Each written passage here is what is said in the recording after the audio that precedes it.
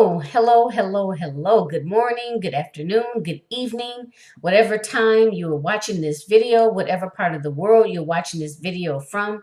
Welcome. I am so happy to be here with you today and to share some of my experiences with you. My name is Jacqueline Kaba-Harrison. I am a confidence and success coach.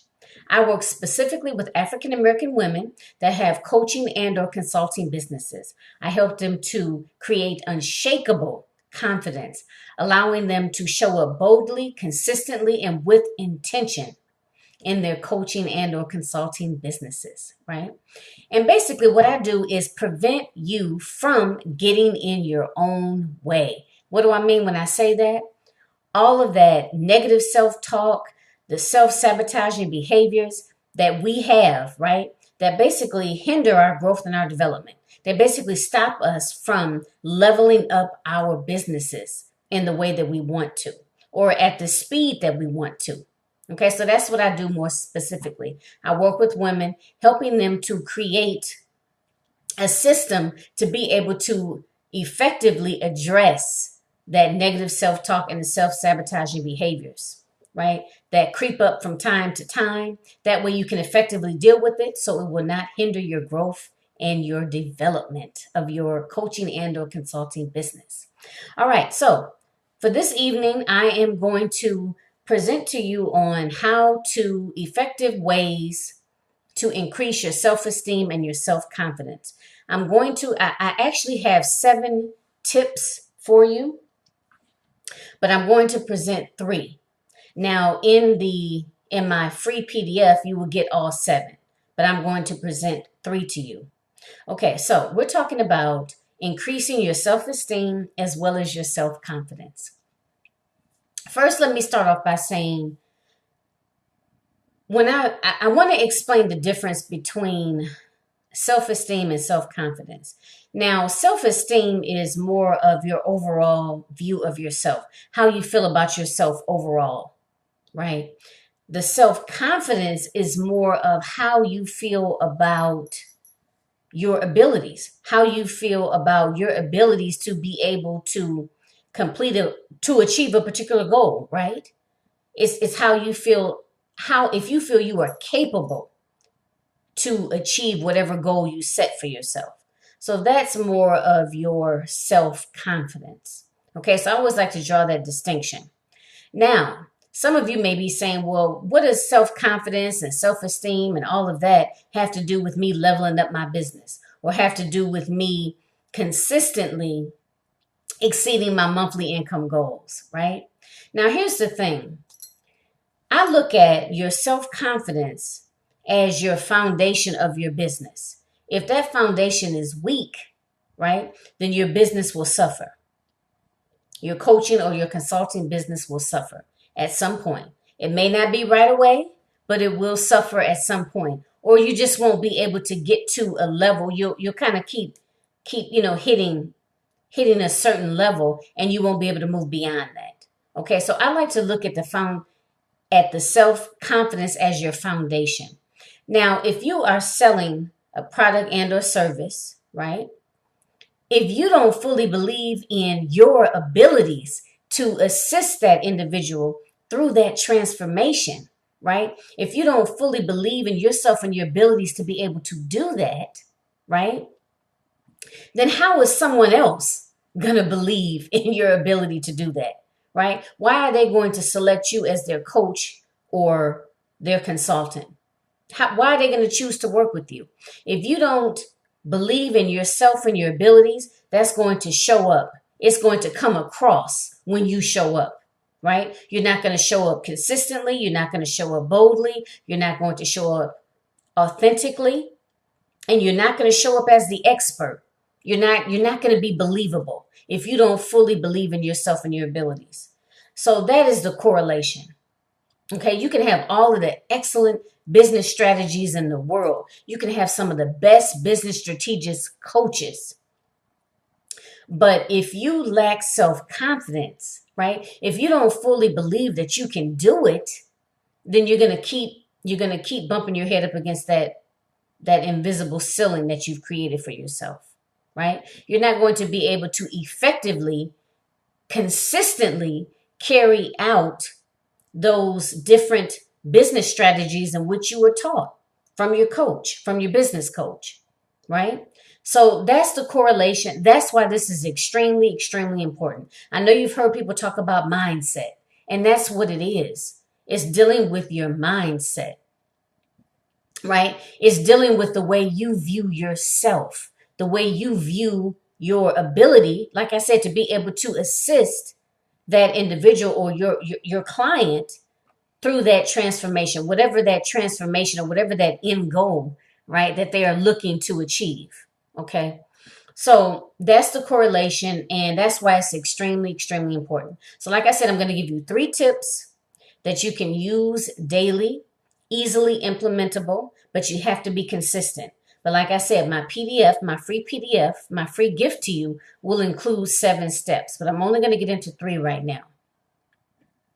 So the first one is begin to reevaluate your relationships. Let me say it again. Begin to reevaluate your relationships. And this is something you should be doing periodically. You know, whether it's every 3 months, every 6 months, you have to make sure that you are surrounding yourself with other like-minded individuals. You have to. You cannot continue to spend a great amount of time with individuals that have no vision, individuals that are not living up to their potential, other individuals who basically have no vision. They're just existing, right? Or those individuals that zap our positivity. You know, they have all of the, every time you mention something, they always come up with the negative. Oh, well, what about this? What about that? Why would somebody buy this? Who's going to like you? Who's going to want to work with you? You know, so on and so forth. All of this negative talk, all of this negative energy, or all of this fear-based energy. Like, oh, maybe you shouldn't do that. You know, you're going to fail. What if it doesn't succeed? What if people reject you? So on and so forth, right? All of that boils down to a lot of negative energy that I don't advise you being around that consistently.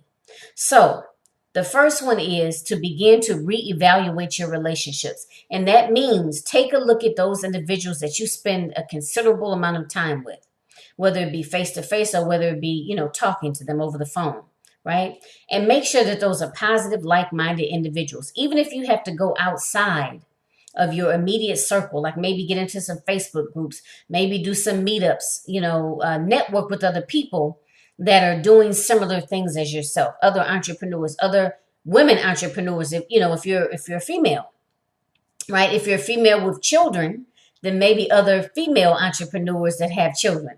Link up with those like-minded individuals. That way you guys can encourage, support one another, and also share resources, right? Encourage, support, and share resources. It will make a huge, huge difference. Okay. And those individuals people that are lifelong friends, family members, I'm not saying to X them out altogether. However, just reevaluate it, like meaning don't talk to them every day. Maybe talk to them once a week. Or when you do talk to them, don't have a long drawn out conversation with them, right? They start getting negative or they start coming from this place of fear. Right? When they start doing that, you just say, oh, okay, well, you know what? I have to go ahead and go. I can't really talk right now. I got to go and run and do this. Right? Whatever you need to do, just limit your exposure. Again, I'm not saying to cut them off, but just limit your exposure. You will find that will make a tremendous difference. Tremendous difference. The other one I want to point out is always celebrate your wins. I don't care how big or how small. Always celebrate your wins. Let's say you have a long-term goal and there are going to be many steps, right? There are going to be many steps that you are going to take, big and small steps that you're going to take along that journey to get to that end goal. Celebrate each and every one of those steps. Don't make the mistake of only celebrating when you get to the very end or after you achieve it. Right? Because when you celebrate along the way, that also helps to keep you motivated, and it also helps to increase your self-confidence. So celebrate those small steps. do a little happy dance or a ritual, or treat yourself, or give yourself a pat on the back. Whatever you have to do, celebrate those small steps along the way. That will help to increase your self-confidence as well as keep you motivated. So again, you're going to celebrate those small steps, and also, of course, celebrate it when you get to the end, when you've actually achieved that goal. I mean, go all out. Don't feel bad about it. Celebrate it. Celebrate those small steps and celebrate that end goal. Okay, you have to do it. That will definitely help you to increase your self-confidence. The third one I wanted to point out is always make a habit of going outside of your comfort zone. Make a habit of going outside of your comfort zone. That means if you want something different, you got to do something different. Don't keep doing the same thing expecting a different result, right?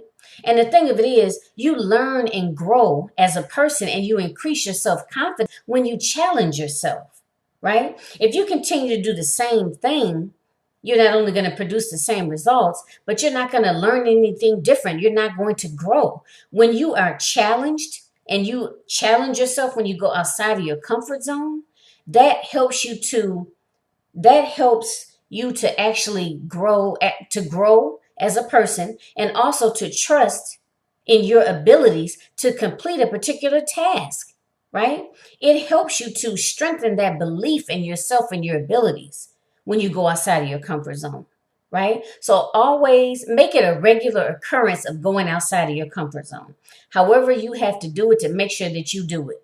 But make sure you go outside of your comfort zone. Going outside of your comfort zone, doing something different, will allow you to strengthen your belief in yourself and your abilities. So those are those three things I wanted to mention. Like I said, in my free PDF, you will get all 7, but I wanted to make sure I mentioned those 3. And let me just do a quick recap. The first one is begin to reevaluate your relationships. The second one is always celebrate your wins. I don't care how big or how small. And the last one is make it a habit of going outside of your comfort zone. So those are 3 ways that you can work to increase your self-confidence daily. They're easily implementable tips. The more you do it, the easier it will become, right? The more you do it, the easier it will become. Just like anything else. It may feel a little foreign in the beginning, but once you keep doing it and make a regular habit, it becomes a routine. It becomes a routine, right? And then it's easier. It gets easier to do it. And you're able to adapt it and adjust it, right? But just keep doing it. Like I said, it may be a little challenging at first, but it will get easier. I promise you, it will get easier.